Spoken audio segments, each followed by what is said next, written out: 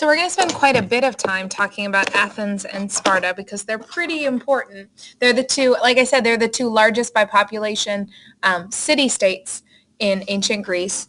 But specifically today, I'm just going to give you this lecture because it focuses on the things that are most important according to your district standards. So take a look at what you need to be able to do. Compare life in Athens and Sparta, specifically their government, their citizens, women and children, foreigners, and of course they want you to know about helots. So we'll tackle those two things, and then we're going to get to do a fairly fun activity in class. You're first going to read some primary sources and find out what it was really like to be a Spartan, and then we will get to create some songs and some activities. So we'll start with a general discussion of early government in Greece, like what it was like in Greece before the rise of the city-states. You'll see you don't have to write the whole thing, but you do need to know certainly the most important part. So in the beginning we have, as with almost every place we've studied, we've got kings of kind of small kingdoms. And that's what you read about when you read about the Mycenaeans. So they were the first really rulers of ancient Greece. They were the first kings. The kings then get overthrown by aristocratic nobles. Aristocracy deals with like rule by the wealth. Nobles, you should think of nobles as people who have titles. Think of them like that. They also are going to pass their titles and pass their land from father to son and father to son. So in the next stage, we have, in almost all of the city-states, we have just ruled by a few. We've got these wealthy landowners, these nobles, who essentially just exploit the poor. They use them to increase their own wealth. And at this time, only nobles then participate in government. They come to some tenuous agreements, and they are the ones who decide how the area will be run. So our monarchy is our early kingdoms. Our oligarchy, that's what rule by a few means. Our oligarchy is this era where the nobles seize power from the king. Because remember how this went in India and every other empire we've studied. As you try to expand your area of influence or your empire, you're going to need people to run those smaller parts of the empire, or you're going to lose control of them. And even if you can find people that run it, they may decide, you know what, I think I'd rather be in charge here. So the nobles tend to do that to the kings. But what happens next is that with the increase in trade and with the development of Greece, you have this rise of another class. You have the merchants and the artisans, which in almost every one of the social systems we've studied are the middle class, and they start to get rich. And they do that through trade, and they do that through creating goods. And they want access to the government. They're just as wealthy or nearly as wealthy as these rich landowners, and they want to have access to the government. They want the opportunity to vote. Of course, at this time, you have the poor who are still poor. So as I mentioned in class, you have these extremely poor people who are continuing to be exploited by the rich. You have this rise of this middle class that wants in, and then you have these what grow to be extremely violent protests against the rich. So that is what leads into the next stage, which is tyranny. It's bad because when we get to 7th grade, I'm going to be like, tyrant, it's a bad thing. It's a ruler who rules with uncontrolled power. But at this time, in the earliest tyrants in Greece, most of them were actually really good. They came up with good ideas to make reforms or changes that would make for the poor especially, it made life better. It also at least made the violent protests and the poor murdering the rich end.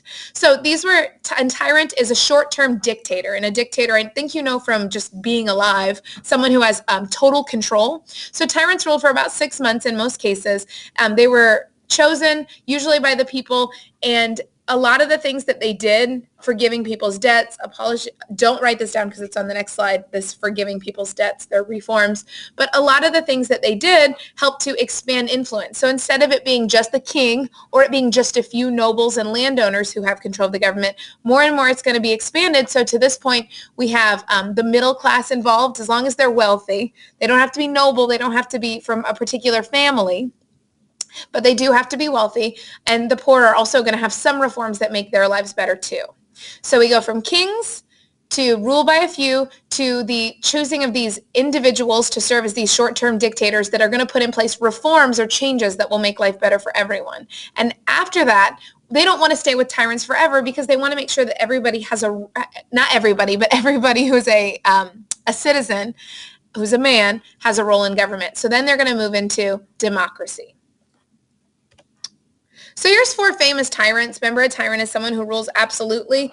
You don't have to memorize their names, but you do need to have an idea of vaguely what happened. Draco was the first one, and he's what he did is remarkable, and it's very similar to another guy who I'm sure you can remember, Hammurabi. What Draco did, he did a lot of things, but his most significant thing we remember him for is he created a system of laws. Now, he didn't create all the laws himself. He, just as Hammurabi did, drew on laws that already existed, but he wrote them down. This is such a big deal and such a revolution that we don't think about, because we can't imagine a system where we were held accountable for laws that weren't written down somewhere. But he wrote these laws down, he posted them publicly, and by doing that, he showed that these were not just laws that the rich could use to manipulate the poor. These are laws that applied to everybody.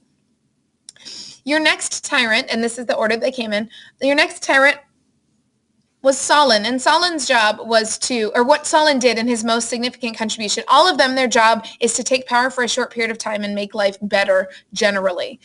He decided to cancel all the debts. So those poor people who over time had continued to become poorer and poorer and ended up having to sell their farms to the richer people and also to end up selling themselves, he cancels their debts. He frees all the people who've become debt slaves, because I told you that in ancient Greece, if you weren't able to pay your debts, one of the ways that you would solve that problem is by selling yourself and your family into slavery for these landowners. Solon's also the first one who starts to let all males, he starts to let that middle class in, not just landowners, participate in government. Pisistratus, isn't that a fun name? My firstborn child will definitely be named Pisistratus. Pisistratus, I can't stop saying it. The first and most important thing he did, and he went even more radical. So Solon cancels the debts and frees the slaves. Pisistratus actually takes these huge estates that the nobles own and divides them up into smaller farms, and he creates these public works projects, these building projects to give jobs to the poor. Now, this is where you're going, hold up. How on earth or why on earth would the rich allow Pisistratus to take their land and redistribute it to the poor? That's socialism. Certainly, think about what I told you. The rich are very, very small in number, and there are huge numbers of the poor. So Pisistratus, by becoming the champion of the poor, cements his own power. Now, the last tyrant I want you to know about is Cleisthenes. And Cleisthenes is significant because, and all of these, by the way, I should have mentioned, all of these tyrants came to power in Athens. So Cleisthenes created what the Athenians had called the Council of the 500, and these were regular citizens. Again, they didn't have to be nobles. They didn't have to come from good families or have good names, as they were called. They were just regular citizens who became part of the council, and it became their job to enforce the laws that had been created. They made budget decisions. They made decisions about foreign policy. Think about war. Remember that there were all of these city-states, and that a lot of them spent a lot of time at war with each other. So they got to make important government decisions, and he brought the regular citizens in. What he did to create the Council of 500, he divided Athens into districts and then elected a certain number of people from each district, which really lays the groundwork for what we do now. We have, in our representative democracy, we have different districts, and we elect someone to represent us. Now, there's 3 areas that I want you to be able to contrast them in. I don't actually need you to write these things down. You certainly can, absolutely, but I want you to at least understand, I do need you to write down this. I need you to memorize that Athens had a limited democracy, and we'll talk about why that is, and that Sparta is known for an oligarchy. Remember that oligarchy was ruled by a few. That was that rule by the wealthy here, ruled by the landowners. Athens is going to take it a lot farther. All of those tyrants I just mentioned were from Athens. They were Athenians. So Athens is going to take it a lot farther in including the regular citizens in the actual day-to-day running of government, whereas the Spartans are going to keep more power in the hands of fewer people. So I'm going to explain these things, that setup of the particular governments, but you don't have to write them down. Athens was ruled at the top. You had 10 what we call archons, and these archons were 10 people who were chosen. In the beginning, they used to be chosen from only the noble classes, and they served for life. Then after a time, they reformed that, and then they served for a 10-year period. Then they served for only 1 period. But the archons were the leaders. Think of them as the executives. These were people like generals who made military decisions. They were judges who oversaw cases of suits, and religious leaders as well. They often served a purpose of doing certain religious rituals. The next level in the Athenian democracy towards the end was the assembly. And in the assembly, what was revolutionary and why we call the Athens a democracy, even if it's limited, is that all citizens, think at this point only, of course, Greeks and males, could meet, and they could speak about and vote on new laws. or on different government business. So they all were allowed to speak up. They were all allowed to voice their opinion, and they all had a vote on these laws that had been proposed. Although this is only going to be at first Greek landowners and then later all men, so it is still limited, and it does pave the way for our future democracy, where we know that everyone who's a citizen, male, female, no matter what race, what gender, they have a say in government. Underneath the assembly, you had the idea of this Council of 500, which I mentioned. These people were elected, and their job was to do the day-to-day business of running the government. They helped to enforce the laws.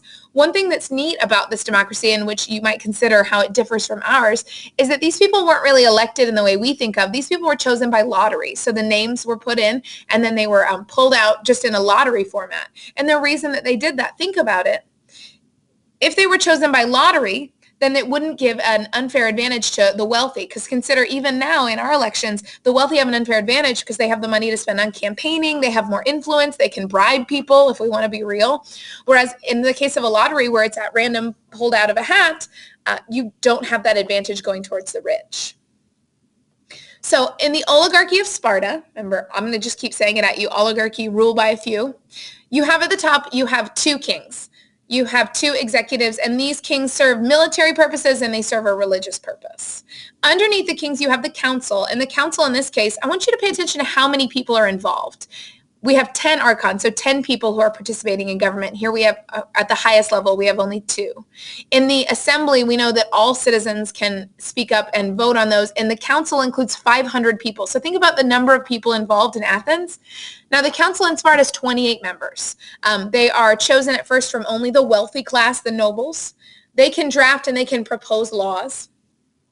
Then they choose 5 E4s, and their purpose is to enforce the laws. So they're the ones who do the day-to-day business of running the government, kind of like our council does over in Athens. These are the people who have the responsibility each year of enforcing these laws. Then at the bottom of the Spartan oligarchy, we have the assembly. Now, just as with Athens, all Spartan men who are over the age of 30 could participate in the assembly, but their only purpose, they weren't really able to speak up or make arguments or debate. Their purpose was only to approve or disapprove of laws that were drafted by the council.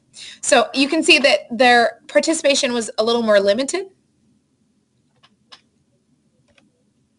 Now, I do want you to write this one down. It's fairly important. I need you to understand what life was like for women, even if you are a man.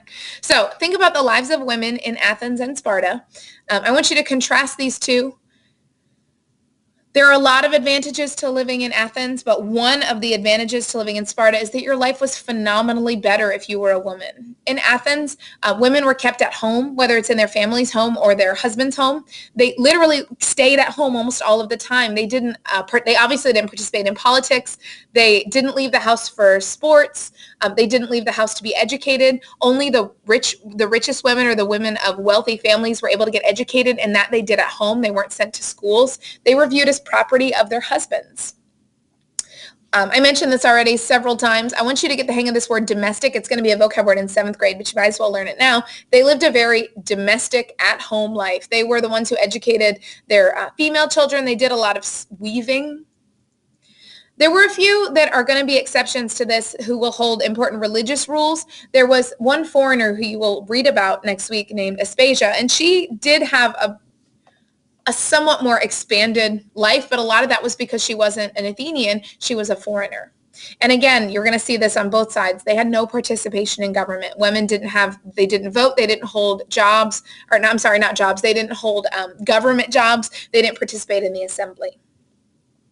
Now, you'd much rather be in Sparta if you are a woman. There's a lot of downsides to it, but you're educated, you're sent to school. You also get to participate in sports, and you were considered in that front equal to men. You were educated and given the opportunity to exercise in the same way that boys were.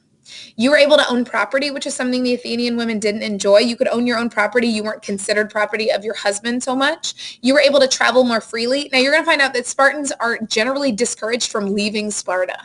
But as far as within Sparta, you were able to travel more freely, whereas women in Athens were really expected to be at home. One interesting thing about Sparta is that you did have your husband assigned to you, because your whole purpose as a Spartan, if you saw 300, you know that Spartan women are real women because they are the only ones who give birth to real men. Your real purpose was to give birth to some of these real amazing soldier boy children. So your husbands were assigned to you, but you didn't have to do those domestic tasks, those housekeeping tasks generally, and the weaving and those sort of monotonous kind of things that the Athenians had to do.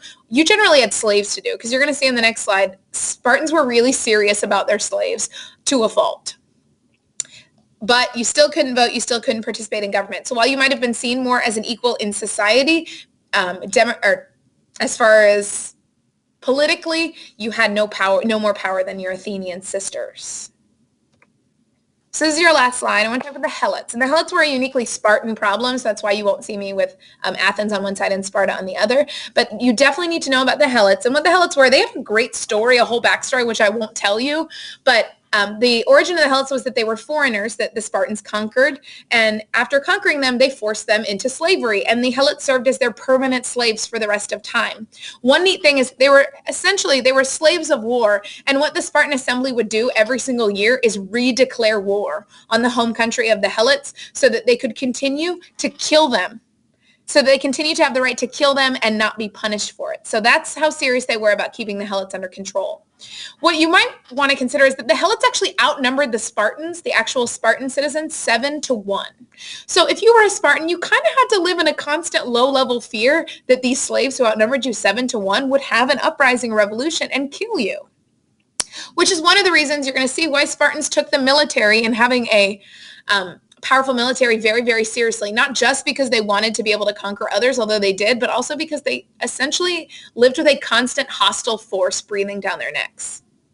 The Helots generally lived on the outskirts of the city. Remember that your city-state or your polis consists of that kind of downtown city area, but also the Chora. And of course, the Helots that weren't serving as slaves, domestic slaves, lived in the Chora. Most of what they did, you'll see here, most of what they did was agricultural work, but some of them did serve domestic purposes or do the work that the Spartan women didn't necessarily want to do, but that the Athenian women did. One last thing I need you to know about the Helots is that they had to pay 50% of their crops each year to the Spartans. So I want you to remember the term tribute, which you learned about when an outside empire conquers a new empire. They had to pay tribute to the Spartans who had conquered them. And the numbers will vary, but generally they had to pay about 50% of their crops. You will find that some of the Helots, lived just fine. Even after they had to pay their 50%, they still lived a decent life, but they lived constantly under the thumb of Sparta. And the Helots are, of course, going to lead a number of uprisings, and the Spartans are going to lead their lives pretty much finding a way to keep a whole group of people who outnumber them under control. So we're going to learn a whole bunch more about Sparta and Athens, and we're going to get to take our side and decide if we're inner Athenians or inner Spartans when I see you in class. Make sure you have some good notes and summarize the differences between the two, and I will see you there. I'm done now.